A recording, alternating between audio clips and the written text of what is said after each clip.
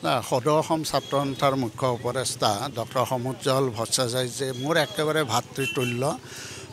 আন্দোলনৰ সময়ত মোৰ যিহেতু ইয়াতে নিচে ওচৰতে মোৰ ঘৰ গতিকে মই অতি ভালভাৱে মই মানে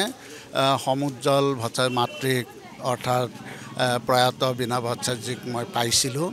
আৰু তেখেতে আন্দোলনৰ সময়ত আমি ইয়ালৈ আহোঁ মনে মনে ভাত পানী খাই যাওঁ পলুৱাই ৰাখে তেখেতে কিন্তু সেই আন্দোলনৰ জাতীয় অস্ত্ৰ আন্দোলনৰ সময়ত যথেষ্ট অৰিহণা আছিল আৰু ময়ো তেখেতক নিজৰ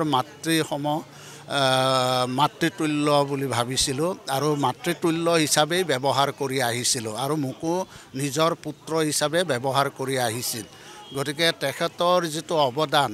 মই কৈ শেষ কৰিব নোৱাৰোঁ অকল যে তেখেতে ৰন্ধা বঢ়া কৰিয়েই বা আমাক ক'ৰবাত পলুৱাই ৰাখিয়েই যে তেওঁ ক্ষান্ত আছিল এনে নহয় বহুত পৰামৰ্শ তেখেতে দিছিলে আন্দোলনৰ সময়ছোৱাতো তেখেতে আমাক সাহস অনুপ্ৰেৰণা যোগাইছিল আৰু জাতিটোৰ হৈ কাম কৰাৰ কাৰণে তেখেতে যথেষ্ট অনুপ্ৰেৰণা যোগাইছিল গতিকে তেখেতৰ মৃত্যুত সঁচাকৈয়ে মই যথেষ্ট মৰ্মাহত হৈছোঁ তেখেতৰ আত্মাই যাতে চিৰশান্তি লাভ কৰে তাকে ভগৱানৰ ওচৰত প্ৰাৰ্থনা জনাইছোঁ আৰু পৰিয়ালবৰ্গলৈকে মই গভীৰ সমবেদনা জ্ঞাপন কৰিছোঁ নিশ্চয় তেখেতে লোক সংস্কৃতিৰ এগৰাকী নীৰৱ সাধক হিচাপেও আমি আখ্যা দিব পাৰোঁ তেখেতে লোক সংস্কৃতিৰ বাবে যথেষ্ট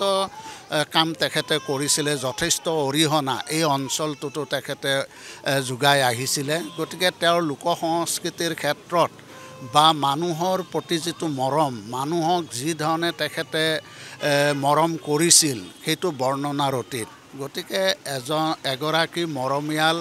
মাতৃক আমি হেৰুৱাবলগীয়া হৈছে